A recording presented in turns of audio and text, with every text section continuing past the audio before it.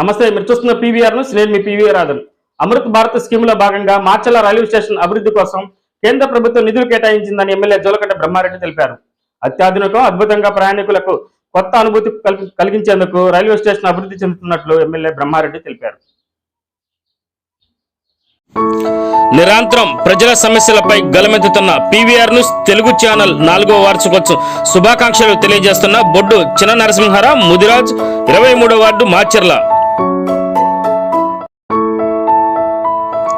పల్నాడు ప్రజల సమస్యలపై నిరంతరం పోరాడుతూ ప్రజల మన్ననలు పొందుతున్న పీవీఆర్ న్యూస్ తెలుగు 4వ వార్షికోత్సవం శుభాకాంక్షలు తెలియజేస్తున్న మాచర్ల చక్రధర డిగ్రీ కళాశాల ప్రిన్సిపల్ కుర్రి సాయి మార్కొండారెడ్డి.